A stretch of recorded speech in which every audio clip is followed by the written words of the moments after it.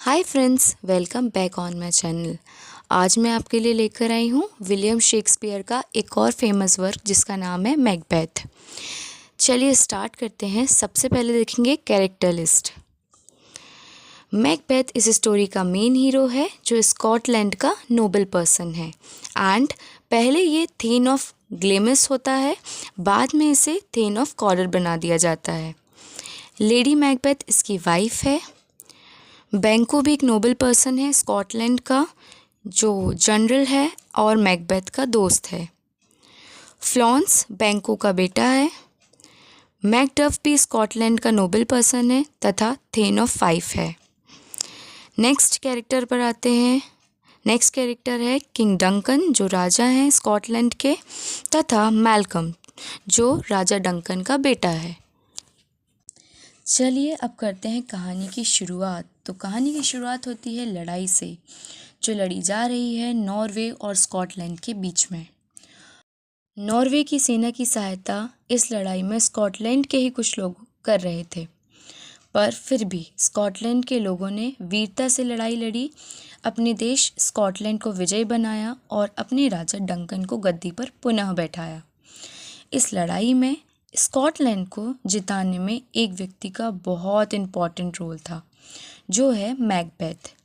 लड़ाई के बाद मैकबेथ व उसके फ्रेंड्स बैंको के सामने 3 चुड़ैल आती हैं। तीनों चुड़ैल यह भविष्यवाणी करती हैं कि मैकबेथ पहले थेन ऑफ कॉर्डर बनेगा। थेन एक पदवी का नाम है तथा कॉर्डर एक जगह का, मतलब उसे कॉर्डर का हेड बनाया जाएगा। फिर एक दिन राजा बनेगा और दूसरी भविष्यवाणी करती है कि बैंको के वंशज राजा बनेंगे। दोनों ने ही पहले विश्वास नहीं किया, पर जब वह थेन ऑफ कॉर्डर बनता है तो उसे थोड़ा थोड़ा विश्वास होने लगता है। पर थेन ऑफ कॉर्डर बना कैसे, ये भी तो देखना पड़ेगा ना।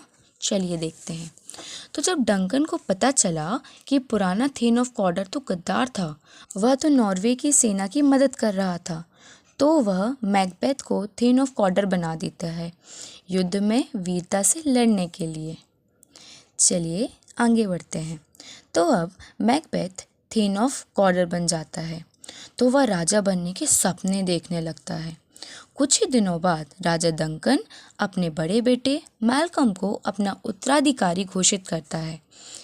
इसके साथ मैकबेथ भी राजा बनने की उम्मीद छोड़ देता है। इसके सेलिब्रेशन के लिए डंकन एक रात मैकबेथ के कैसल में बिताने का सोचता है। मैकबेथ अपनी पत्नी लेडी मैकबेथ को एक लेटर के द्वारा चुड़ैलों की भविष्यवाणी व डंकन के अचानक आने की सूचना देता है। जब लेडी मैकबेथ वह लेटर पढ़ती है तो वह प्रतिज्ञा करती है कि वह अपने पति को डंकन के मर्डर के लिए प्रेरित करेगी और अपने पति को राजा बनाएगी। मैकबेथ और राजा डंकन आ जाते हैं मैकबेथ के महल में। मैकबेथ पहले तो अपनी वाइफ के प्लान में शामिल होने से मना कर देता है, पर बाद में तैयार हो जाता है। तो वे डंकन को मार देते हैं और पूरा इल्ज़ाम उस व्यक्ति पर लगा देते हैं जो डंकन के रूम में रखवाली कर रहा था। अगली सुबह मैकडफ जो स्कॉटलैंड का एक और थेन है, वह देखता है कि डंकन मर चुका है, तो वह सबको बुलाता है। मैकबेथ और लेडी मैकबेथ ऐसा दिखाते हैं कि उन्हें कुछ नहीं पता। गार्ड का मुंह बंद करने के लिए मैकबेथ उसे मार देता है और बोलता है गुस्से में उसने ऐसा किया है। डंकन के पुत्र को लगा कि जिस व्यक्ति ने उसके पिता को मारा उसका अगला निशाना वह हो सकता है, तो वह भाग जाता है। क्योंकि डंकन के बेटे भाग गए थे, अतः उन्हें उनके पिता की मृत्यु के लिए मुख्य सस्पेक्ट या संदिग्ध माना जाता है। अतः मैकबेथ नया राजा बनता है, पर बैंको को तो मैकबेथ पर संदेह होता है क्योंकि वह भविष्यवाणी जानता है।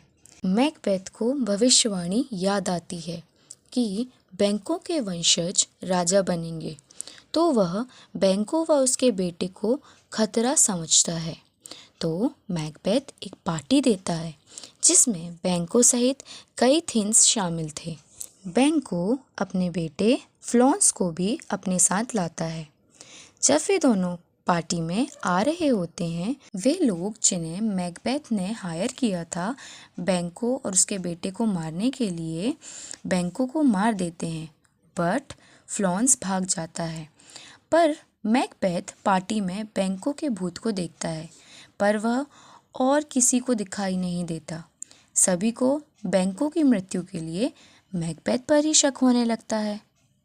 तो सभी थेन्स मैकबेथ को बहुत ही अत्याचारी समझने लगते हैं। मैकडफ शाही दरबार में पेश होने से मना कर देता है और वह मैकबेथ के खिलाफ सेना जुटाने इंग्लैंड चला जाता है। दूसरी तरफ अपने भाग्य के बारे में जानने के लिए मैकबेथ उन चुड़ैलों के पास पुनः जाता है। वे उन्हें मैकडफ से सावधान रहने के लिए कहती हैं तथा उसे एक वरदान भी देती हैं कि कोई भी महिला या विमेन से पैदा हुआ बच्चा तुम्हें नहीं हरा सकता और वह तब तक शासन करेगा जब तक विरनाम नाम का जंगल डॉन्सनेन नाम के महल मतलब उसके महल तक ना पहुंच जाए। तो वो तो खुश था क्योंकि जंगल कभी चल नहीं सकते। चलिए आगे स्टोरी में देखते होता है क्या। अपने आप को राजा बनाए रखने के लिए मैकबेथ मैकडफ की फैमिली को भी मारने के लिए भेजता है।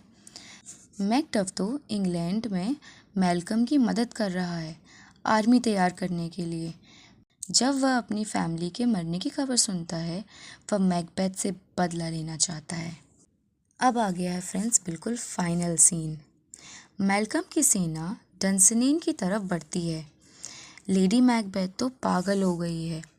वो अपने हाथ राजा के खून से रंगे समझती है जो कभी भी धोए नहीं जा सकते।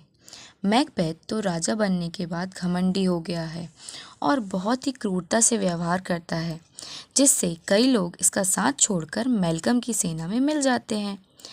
बिरनाम के जंगलों में मैल्कम और उसकी सेना आ चुकी है तो मैल्कम ने एक योजना बनाई।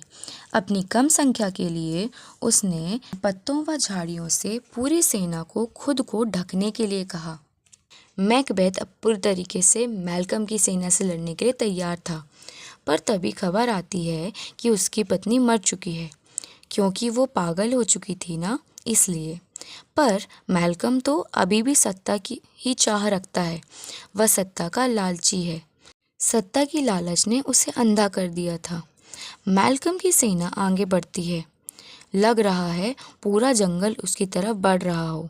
मैल्कम की सेना ने पूरी तरह डंसनेन को अधीन कर लिया था, पर मैकबेथ तो अभी भी झुकने का नाम ही नहीं ले रहा था।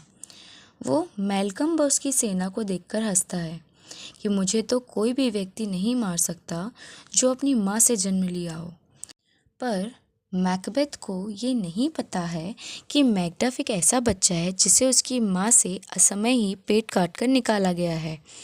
तो मैकबेथ को मैकडफ मार देता है और मैल्कम बनता है स्कॉटलैंड का न्यू किंग।